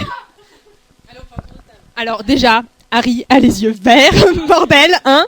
Ensuite, Hermione est censée avoir des cheveux qui n'ont pas de brushing, et elle m'énerve, Emma Watson. Mais bon, ça va quand même. Elle est belle, elle n'est pas censée être belle, Hermione. Mais non, et sinon, j'adore aussi Luna Lovegood, et McGonagall, elle est trop bien. Et sinon, moi, c'est vrai que c'est toujours un peu décevant les personnages, mais on commence à s'y habituer maintenant, donc maintenant, ça va à peu près. Oui, alors moi déjà, celle que je peux pas blairer, les autres je m'en fiche, je suis pas si cool à peu près. Cette chose je la déteste. Alors déjà elle est immonde. Je trouve que c'est totalement infondé que, enfin, non mais ça marche pas du tout parce que Harry il est censé avoir un coup de foudre sur cette putain de fille quoi. Et là c'est carrément un boudin, elle a un gros nez avec des grosses oreilles, elle est immonde. Je veux dire, comment t'as un coup de foudre là-dessus? Ça tient pas debout quoi. Ça tient pas debout. Alors dans le 5 ils ont essayé de l'arranger, ils lui ont mis une frange, on voit plus ses oreilles et tout, vachement mieux quoi. Mais dans ce cas-là j'aurais préféré la jouer, enfin bon passons.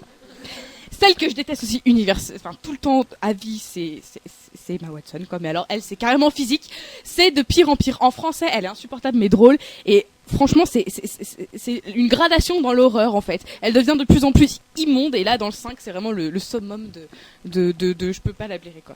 Et moi je suis désolée, j'aime bien Daniel Radcliffe, je trouve qu'il progresse, que ce jeune homme est prometteur, et que ce qu'il fait devient de mieux en mieux, et que c'est un garçon plein d'avenir.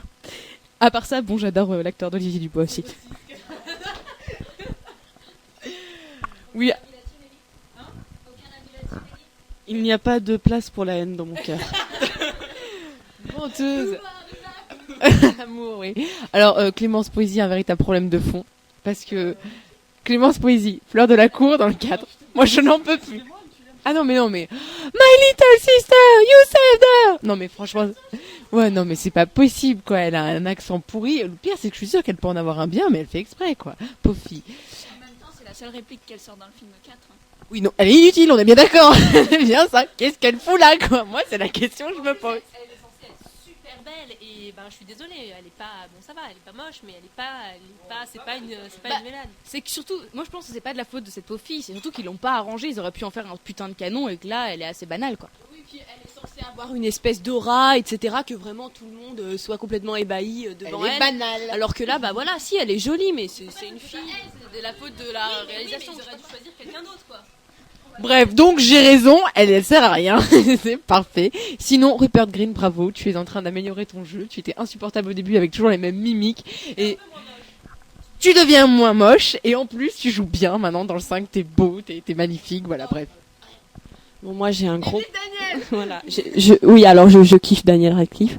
J'ai un problème avec Rupert Grint, voilà, parce que c'est ignoble. J'adorais Ron, et ensuite.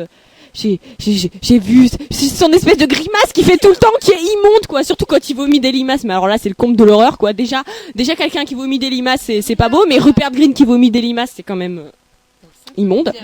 Mais bon, dans le 5 ça va quoi. Le problème dans ces films, je trouve, c'est qu'ils ont toujours des coupes de cul. Et ils essayent différentes choses, mais à chaque fois c'est vraiment trop laid. Donc je sais pas, je pense que les coiffeurs ont un problème entre Hermione qui est brushingée, Harry qui a une espèce de mèche sur le côté, l'autre qui a les cheveux longs comme ça. Ah oui, le pire c'est le gars dans la DA qui a les cheveux longs là. Ah, je sais plus comment il s'appelle, il est trop drôle. Voilà, sinon voilà, je déteste Emma Watson. Bon, moi je connais pas les noms forcément des acteurs. C'est vrai que moi je trouve que McGonagall déjà, elle est énorme. Enfin, c'est vraiment. Enfin, moi je trouve que l'image elle est bien faite quoi. Voilà. Après, oui, non, mais si, il y a aussi ce qu'on aime. Voilà. Après, moi j'adore l'acteur qui joue Rogue en même temps. Enfin bon, voilà, un acteur de ce potentiel là, il peut pas jouer mal. Voilà, j'aime pas. Ah bon, d'accord, pardon. Et ben, ouais, t'avais dit on aime et on aime pas, je crois. Bon bah voilà. Et ben d'accord. Et ben alors Emma Watson ne sait pas jouer, mais en français elle parle, c'est marrant. Voilà. Et j'aime pas Ron non plus. C'est vraiment, je sais pas, il ressemble pas à Ron. Pour moi, Ron il est beau. Et il est roux, il est beau. Moi, j'ai été très déçue aussi par Lupin parce que il est pas censé être très beau, mais là, je le trouve un peu bouffi, quoi. Et moi, je l'imaginais beaucoup plus sec et machin. Et Maugref Folloy aussi, j'imagine, il est pas du tout pareil. Donc, voilà, ça, c'est vraiment. Garou à l'état normal, il est censé être sexy comme un vampire, quoi. Voilà, à peu près. Non, mais je sais pas, il m'a vraiment déçu. Et Tonks aussi. Tonks, c'est horrible. Je suis d'accord sur Tonks. C'est une pouffe. C'est une pouffe, elle est moche. Comment ? Nathalie Téna. Voilà, Nathalie Téna. Bon bah voilà, Nathalie Téna, je t'aime pas. Alors sur Lupin, bon alors physiquement vraiment pas du tout, mais je trouve qu'il joue très très bien parce que là on a revu le 5 et quand je le voyais parler, j'avais vraiment l'impression que c'était Lupin qui parlait, l'image que je m'étais fait de Lupin, alors que physiquement il ressemble pas du tout à ce que j'imaginais. Donc voilà, bravo. Je voulais juste ajouter par rapport à Bellatrix, en fait, moi je trouve que elle est pas assez hautaine, elle fait un peu grosse folle. C'est bien, moi j'adore cette actrice, Helena Bonham Carter, mais mais là elle fait complètement folle, elle fait pas le côté très hautain et digne des Malfoy et c'est un peu dommage.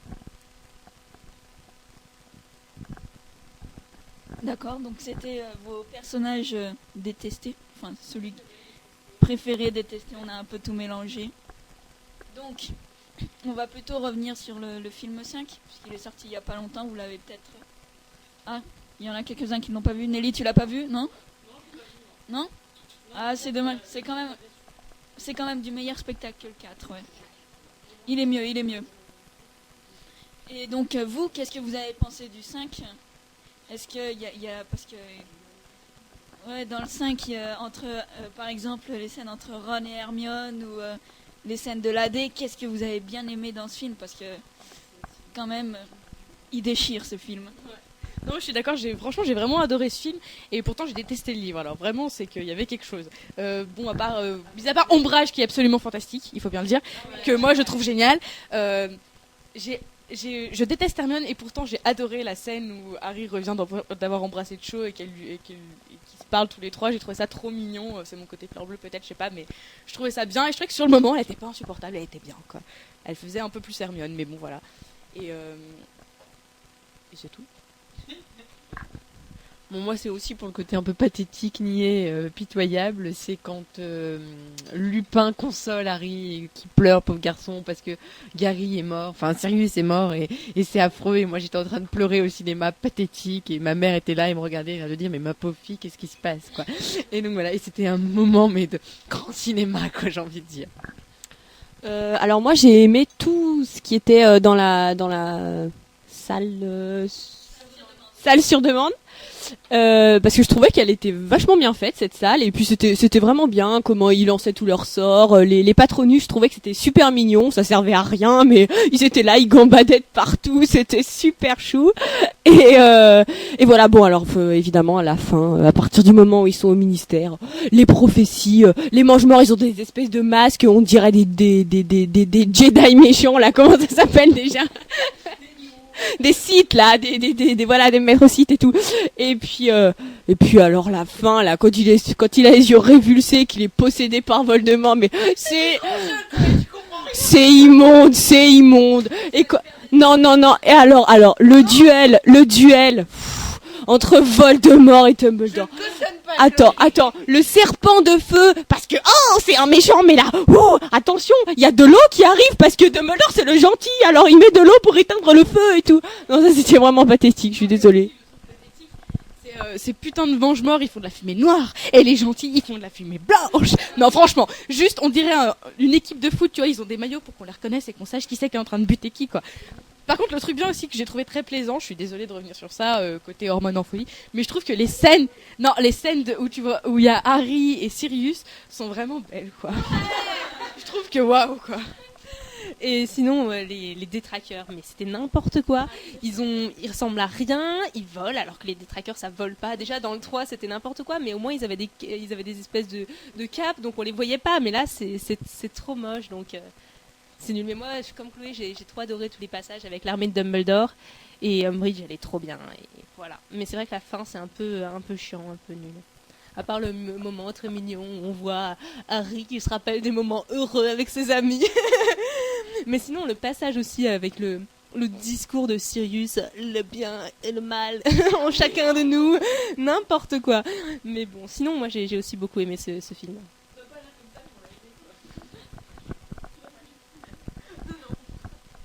Voilà, donc c'était The Basilisk Union, pas ça, c'était leur avis. Donc ils ont les hormones en ébullition, hein. Ils ont 19 ans, on va leur pardonner.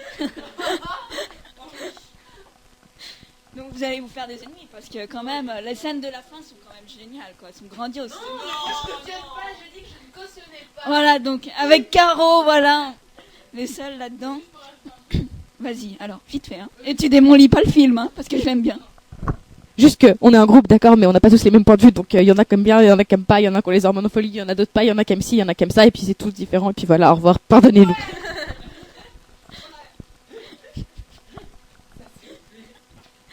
Ok, donc on continue, on vient de passer au film 5 là, donc on va continuer sur le film 6 et 7. Bon, ils sont pas encore sortis, mais vous avez lu les livres, donc quelles sont vos attentes, vos espérances vis-à-vis des films par rapport enfin, des livres par rapport aux films? Qu'est-ce que vous voulez voir? Qu'est-ce que vous voudriez couper? Qu'est-ce que vous voudriez passer à la poubelle? Qu'est-ce que vous voudriez absolument mettre? Moi, je pense que le 7, ça va être très très difficile de faire un bon film. Et surtout la fin, quoi. Parce que, enfin, surtout le chapitre où il se dit, oui, je vais mourir, je vais me sacrifier, etc. Moi, je trouvais que c'était vachement bien. Et mais c'était aussi, voilà, c'est tout ça, ça se passe dans sa tête. Et j'ai peur que, bon, ben, même si le pauvre Daniel Radcliffe, il fait un peu ce qu'il peut, quoi, parce que. En même temps, Harry, c'est pas non plus un personnage super génial à jouer, quoi. C'est un peu le héros qui lui arrive tous les trucs, c'est pas terrible, quoi. Mais je pense que ça va être vraiment dur à retranscrire et ça va être un peu genre le passage avec la musique mélodramatique et il est dans la forêt, c'est la nuit et tout ça et on va perdre tout ce côté-là qui moi m'a vachement plu, quoi. Et voilà, bon, après l'épilogue, je sais même pas ce qu'ils vont faire. Là, ça va être catastrophique. Ouais, moi je sais pas ce qu'il faudrait couper parce que je garderai tout. Mais non, peut-être pas l'épilogue justement parce que, enfin, je pense que ça sert quand on lit le livre pour savoir un petit peu ce qui se passe à la fin, mais dans le film, je trouve que ça a aucun intérêt, quoi. Quelqu'un veut rajouter un mot? Vas-y, Lulu. Non, je voulais juste dire que je pense que le 7, ça va être vraiment bizarre parce que déjà là, ils ont tendance. Tout le livre il passe très vite, puis on passe 15 000 ans sur la fin parce que la fin c'est compliqué, il se passe des millions de trucs, que c'est important, qu'il faut tout montrer. Mais alors là, le 7, ça va être comment, quoi? Parce que justement, ils passent 4 000 ans dans leur tente, donc ça, on va avoir genre 3 scènes. Je pense que ça va être super rapide et qu'on va avoir une fin qui va durer 1h30 sur 2 heures de film, quoi. Je pense que ça va être très long et enfin, ça va être bizarre et ça va être vraiment en accéléré. Et enfin, je sais pas comment. Non, mais comme d'hab, ça va être accéléré, mais ça va être pire, quoi. Parce qu'il se passe concrètement pas grand chose avant la fin, quoi. Enfin, moins de choses, quoi. Enfin, bon. Les scènes de fleurs, s'il vous plaît. Pas de mariage. J'attends. Oui, toujours mon côté fleur bleue. Je suis la connasse du groupe. Mais franchement, dans le 6, la scène à la fin où ils sont à l'infirmerie et où Fleur dit qu'elle va épouser. J'adore cette scène. Attendez. J'adore cette scène. J'espère qu'elle y sera, quoi, parce que. Bah justement, dans le casting du film 6, on n'a aucune nouvelle sur Clémence Poésy. Apparemment, elle n'a pas été recontactée. Donc, si ça se trouve, ils ont carrément viré le rôle de Fleur. C'est quand même vraiment très dommage. Moi, je trouve qu'ils peuvent pas faire ça. Elle a quand même une place super importante dans le film, quoi. Ah, mais là, c'est nul, hein. Mais franchement, l'enlever, ça serait vraiment nul parce que même dans le 7, elle a quand même une place importante, quoi. Et cette scène du 6, elle est merveilleuse. Ça fait pleurer les ménagères dans les chaumières, quoi. L'enlevez pas. C'est de l'audience assurée. C'est vrai que moi j'ai pas du tout, enfin le 6 c'est pas du tout mon livre préféré. Je trouve qu'il se passe pas grand chose, mais la fin c'est vraiment très bien. Donc s'ils coupent ça sert à rien. Et ils ont intérêt à réussir à la fin quand il y a Rogue qui tue Dumbledore parce que c'est un moment très fort. Ah, et alors ce qui va être trop bien dans le 6, c'est que normalement on va revoir Tom G. du Sort. Ouais, donc pour Tom Jedusor, ils ont déjà choisi les acteurs en fait. Donc Ralph Fiennes vient pour Voldemort vieux. C'est son neveu qui va jouer. Je connais pas. C'est son neveu qui va jouer quand il était petit. Et pour le adolescent, ils ont trouvé quelqu'un d'autre. Donc ça veut dire qu'on va avoir droit au souvenir de Rogue, ce qui est pas mal. Souvenir de Voldemort, pardon. Et Oui, ils ont aussi commencé à tourner les scènes dans la caverne. Donc, on l'attend avec impatience. Il sort le 26 novembre 2008. Je fais de l'info en même temps. Autre chose à rajouter, je sais pas. Sur les tenues des Quidditch, j'ai vu ça l'autre jour et c'est moche, c'est immonde. Je trouve qu'ils ont une conception de la mode super bizarre dans ces films en général. Par exemple, dans le 5, on avait... Non, mais ils sont très gap toujours, ils sont très anglais toujours. Les gentils, ils portent des baskets, des Converse et des jeans, et les méchants, ils ont du gel dans les cheveux, super, quoi. Mais à part ça, je veux dire, quand même, le 5, c'est ridicule. Ron et Hermione, toujours habillés avec des t-shirts rayés à côté, c'est quand même la louche. J'espère qu'ils vont arrêter de faire des trucs comme ça. Ils sont tous tout le temps pareils, quoi. On peut suivre la mode à travers les films, c'est super, quoi. C'était la mode du rayon en 95, non, je sais pas. Bon, les Converse, ça date de très très longtemps, donc il n'y a pas de souci à ce niveau-là. Sinon, oui, on a choisi Lavande pour le film 6. Elle a été choisie dans Jessie Cave. Et non, on n'a pas vu beaucoup de photos, mais qu'est-ce que vous attendez de cette relation, hein? Parce que Ron et Lavande, tout le monde l'attend, je crois. Ah ouais, moi je pense que ça va être très marrant, quoi. C'est comme Ginny et Harry aussi, quoi. Ah, mais je pense que ça va être les meilleurs moments du film, ça va être pas long. Mais à cause de Emma Watson, parce que le mieux avec Ron et Lavande, c'est quand même la réaction d'Hermione. Et elle est trop nulle, alors elle risque de tout gâcher. C'est ça qui va être con avec le film. Mais bon. Vois le 5. Vois le 5, hein, mais... Non, les écoute pas, ils sont super. Attends, cette fille, elle mérite que vous êtes jalouse. Elle peut jouer que dans les films érotiques, c'est tout ce qu'elle devrait faire de sa vie, quoi. Mais n'importe quoi, elle est très bien, cette jeune fille. Lucie, explique ta théorie de film érotique, je trouve qu'elle est très très très intéressante. Non, tu te fous de ma gueule. Je trouve juste que Emma Watson, elle joue tellement mal, elle a toujours les mêmes mimiques, genre un peu offusquées, genre... c'est trop horrible. Enfin, faut voir avec sa tête, regarder n'importe quel extrait, elle fait ça tout le temps. Et je trouve que ça, c'est un truc, je dirais, avec ce jeu, elle pourrait juste jouer dans un film érotique, ce serait parfait. Je la vois tout à fait avec un espèce de mec super riche, pervers, qui essaye de la forcer à faire des trucs. Franchement, j'imagine que ça, quoi. Voilà, on va s'arrêter là sur ces dernières paroles. Merci. Pour le film 6.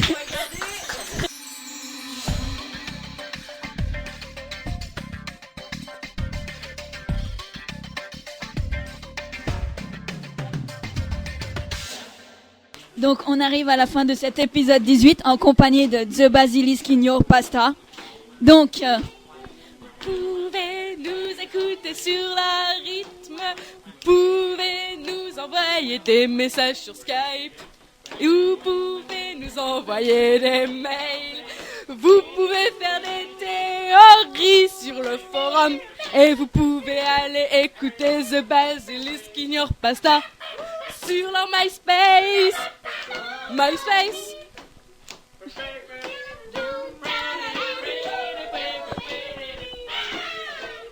Donc pour cette conclusion très musicale, donc vous pouvez retrouver la rythme sur ritm.gazette-du-sorcier.com, nous envoyer des messages audio, des beuglantes, tout ce que vous voulez, même nous chanter des morceaux si vous sentez d'humeur à concurrencer The Basilisk in Your Pasta. Ouais, faites plein de groupes, comme ça on pourra faire du méga concert. Voilà, donc pour envoyer les messages audio, c'est sur Skype, sur gazette-du-sorcier. Et finalement, pour finir, vous pouvez nous envoyer des mails. Donc soit nous écrire, soit nous envoyer des petits fichiers audio aussi, pour toujours chanter. Donc ça, c'est à ritm.gazette... je me souviens plus de l'adresse, c'est très bien. Je couperai tout ça. Et aussi nous retrouver sur le forum, donc forum de la Gazette du Sorcier. Voilà. Et le MySpace de The Basilisk in Your Pasta.